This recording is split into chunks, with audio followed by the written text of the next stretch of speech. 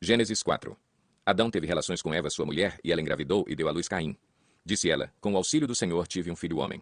Voltou a dar à luz, desta vez a Abel, irmão dele. Abel tornou-se pastor de ovelhas e Caim, agricultor. Passado algum tempo, Caim trouxe do fruto da terra uma oferta ao Senhor. Abel, por sua vez, trouxe as partes gordas das primeiras crias do seu rebanho. O Senhor aceitou com agrado Abel e sua oferta, mas não aceitou Caim e sua oferta. Por isso Caim se enfureceu e o seu rosto se transtornou. O Senhor disse a Caim: por que você está furioso? Por que se transtornou o seu rosto? Se você fizer o bem, não será aceito? Mas se não o fizer, saiba que o pecado o ameaça à porta. Ele deseja conquistá-lo, mas você deve dominá-lo. Disse, porém, Caim a seu irmão Abel: vamos para o campo. Quando estavam lá, Caim atacou seu irmão Abel e o matou. Então o Senhor perguntou a Caim: onde está seu irmão Abel? Respondeu ele: não sei. Sou eu o responsável por meu irmão? Disse o Senhor: o que foi que você fez? Escute, da terra o sangue do seu irmão está clamando. Agora, amaldiçoado é você pela terra, que abriu a boca para receber da sua mão o sangue do seu irmão. Quando você cultivar a terra, esta não lhe dará mais da sua força. Você será um fugitivo errante pelo mundo. Disse Caim ao Senhor: meu castigo é maior do que posso suportar. Hoje me expulsas desta terra, e terei que me esconder da tua face. Serei um fugitivo errante pelo mundo, e qualquer que me encontrar me matará. Mas o Senhor lhe respondeu: não será assim. Se alguém matar Caim, sofrerá 7 vezes a vingança. E o Senhor colocou em Caim um sinal para que ninguém que viesse a encontrá-lo o matasse. Então Caim afastou-se da presença do Senhor e foi viver na terra de Nod, a leste do Éden. Caim teve relações com sua mulher e ela engravidou e deu à luz Enoque. Depois Caim fundou uma cidade, a qual deu o nome do seu filho Enoque. A Enoque nasceu Irade, Irade gerou a Meujael, Meujael a Metusael e Metusael a Lameque. Lameque tomou 2 mulheres, uma chamava-se Ada e a outra Zilá. Ada deu à luz Jabal, que foi pai daqueles que moram em tendas e criam rebanhos. O nome do irmão dele era Jubal, que foi o pai de todos os que tocam harpa e flauta. Zilá também deu à luz um filho chamado Tubal-Caim, que fabricava todo tipo de ferramentas de bronze e de ferro. Tubal-Caim teve uma irmã chamada Naamá. Disse Lameque às suas mulheres: Ada e Zilá, ouçam-me. Mulheres de Lameque, escutem minhas palavras. Eu matei um homem porque me feriu, e um menino porque me machucou. Se Caim é vingado 7 vezes, Lameque o será 77. Novamente Adão teve relações com sua mulher, e ela deu à luz outro filho, a quem chamou Sete, dizendo: Deus me concedeu um filho no lugar de Abel, visto que Caim o matou. Também a Sete nasceu um filho, a quem deu o nome de Enos. Nessa época, começou-se a invocar o nome do Senhor. Mateus 4. Então Jesus foi levado pelo Espírito ao deserto para ser tentado pelo diabo. Depois de jejuar 40 dias e 40 noites, teve fome.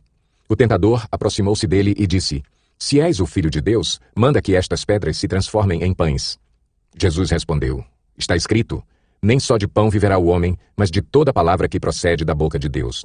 Então o diabo o levou à cidade santa, colocou-o na parte mais alta do templo e lhe disse: Se és o Filho de Deus, joga-te daqui para baixo, pois está escrito: Ele dará ordens a seus anjos a seu respeito, e com as mãos eles o segurarão, para que você não tropece em alguma pedra.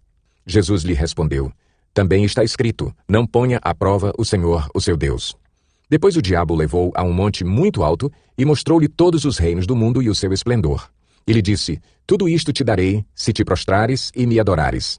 Jesus lhe disse: Retire-se, Satanás, pois está escrito: Adore o Senhor, o seu Deus, e só a ele preste culto. Então o diabo o deixou, e anjos vieram e o serviram.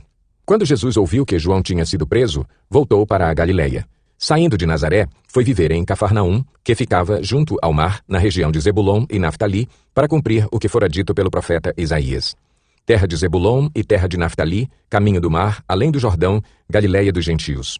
O povo que vivia nas trevas viu uma grande luz. Sobre os que viviam na terra da sombra da morte, raiou uma luz. Daí em diante Jesus começou a pregar: Arrependam-se, pois o reino dos céus está próximo. Andando à beira do mar da Galileia, Jesus viu 2 irmãos, Simão, chamado Pedro, e seu irmão André. Eles estavam lançando redes ao mar, pois eram pescadores. E disse Jesus: Sigam-me, e eu os farei pescadores de homens. No mesmo instante, eles deixaram as suas redes e o seguiram. Indo adiante, viu outros 2 irmãos, Tiago, filho de Zebedeu, e João, seu irmão. Eles estavam num barco com seu pai Zebedeu, preparando as suas redes.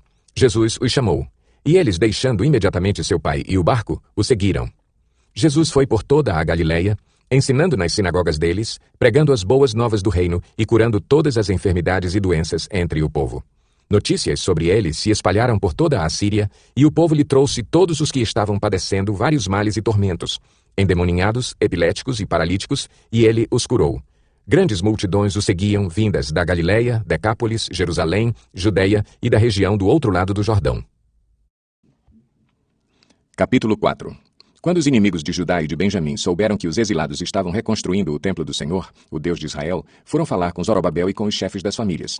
Vamos ajudá-los nessa obra, porque como vocês, nós buscamos o Deus de vocês e temos sacrificado a ele desde a época de Esar-Adom, rei da Assíria, que nos trouxe para cá.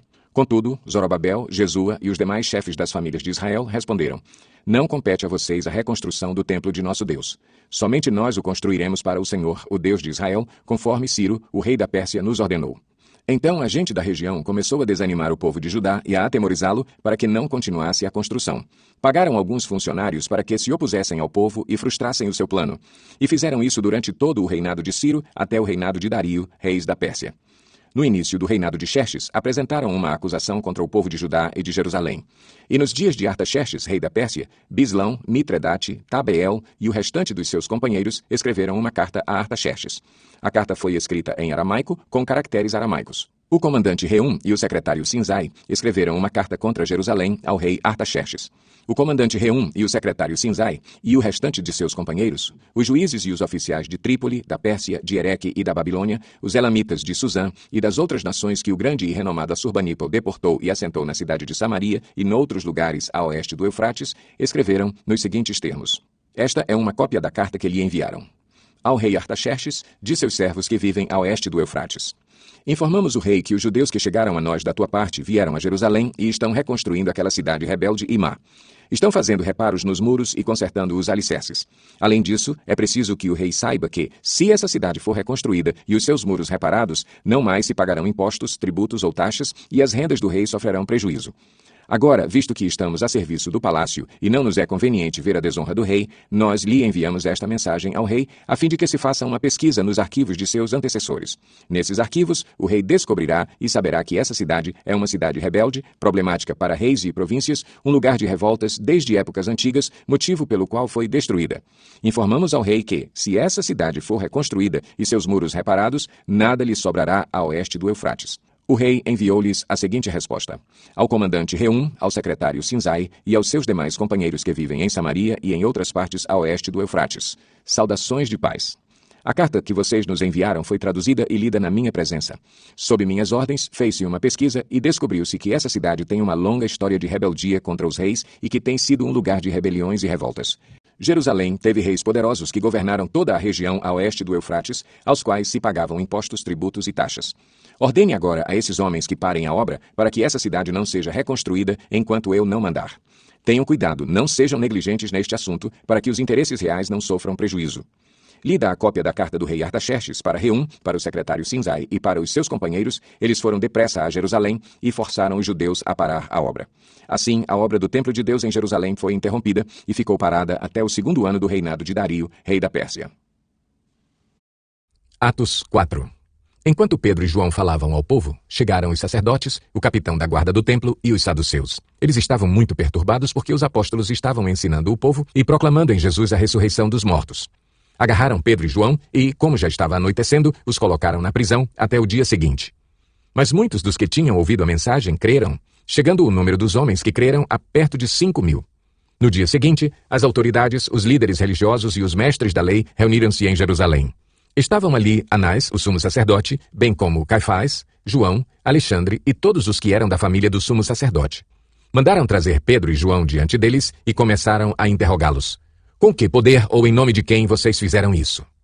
Então Pedro, cheio do Espírito Santo, disse-lhes: Autoridades e líderes do povo, visto que hoje somos chamados para prestar contas de um ato de bondade em favor de um aleijado, sendo interrogados acerca de como ele foi curado, saibam os senhores e todo o povo de Israel que por meio do nome de Jesus Cristo, o Nazareno, a quem os senhores crucificaram, mas a quem Deus ressuscitou dos mortos, este homem está aí curado diante dos senhores. Este Jesus é a pedra que vocês construtores rejeitaram e que se tornou a pedra angular. Não há salvação em nenhum outro, pois debaixo do céu não há nenhum outro nome dado aos homens pelo qual devamos ser salvos. Vendo a coragem de Pedro e de João, e percebendo que eram homens comuns e sem instrução, ficaram admirados e reconheceram que eles haviam estado com Jesus. E como podiam ver ali com eles o homem que fora curado, nada podiam dizer contra eles. Assim, ordenaram que se retirassem do sinédrio e começaram a discutir, perguntando: Que faremos com esses homens? Todos os que moram em Jerusalém sabem que eles realizaram um milagre notório que não podemos negar. Todavia, para impedir que isso se espalhe ainda mais entre o povo, precisamos adverti-los de que não falem com mais ninguém sobre esse nome. Então, chamando-os novamente, ordenaram-lhes que não falassem nem ensinassem em nome de Jesus. Mas Pedro e João responderam: julguem os senhores mesmos se é justo aos olhos de Deus obedecer aos senhores e não a Deus, pois não podemos deixar de falar do que vimos e ouvimos. Depois de mais ameaças, eles os deixaram ir. Não tinham como castigá-los, porque todo o povo estava louvando a Deus pelo que acontecera, pois o homem que fora curado milagrosamente tinha mais de 40 anos de idade. Quando foram soltos, Pedro e João voltaram para os seus companheiros e contaram tudo o que os chefes dos sacerdotes e os líderes religiosos lhes tinham dito. Ouvindo isso, levantaram juntos a voz a Deus, dizendo: Ó soberano, tu fizeste os céus, a terra, o mar e tudo o que neles há. Tu falaste pelo Espírito Santo, por boca do teu servo, nosso pai Davi. Porque se enfurecem as nações, e os povos conspiram em vão, os reis da terra se levantam, e os governantes se reúnem contra o Senhor e contra o seu ungido. De fato, Herodes e Pôncio Pilatos reuniram-se com os gentios e com o povo de Israel nesta cidade para conspirar contra o teu santo servo Jesus, a quem ungiste. Fizeram o que o teu poder e a tua vontade haviam decidido de antemão que acontecesse. Agora, Senhor, considera as ameaças deles e capacita os teus servos para anunciarem a tua palavra corajosamente. Estende a tua mão para curar e realizar sinais e maravilhas por meio do nome do teu santo servo Jesus. Depois de orarem, tremeu o lugar em que estavam reunidos. Todos ficaram cheios do Espírito Santo e anunciavam corajosamente a palavra de Deus. Da multidão dos que creram, uma era a mente e um o coração. Ninguém considerava unicamente sua coisa alguma que possuísse, mas compartilhavam tudo o que tinham. Com grande poder os apóstolos continuavam a testemunhar da ressurreição do Senhor Jesus, e grandiosa graça estava sobre todos eles. Não havia pessoas necessitadas entre eles, pois os que possuíam terras ou casas as vendiam, traziam o dinheiro da venda e o colocavam aos pés dos apóstolos, que o distribuíam segundo a necessidade de cada um. José, um levita de Chipre, a quem os apóstolos deram o nome de Barnabé, que significa encorajador, vendeu um campo que possuía. Trouxe o dinheiro e o colocou aos pés dos apóstolos.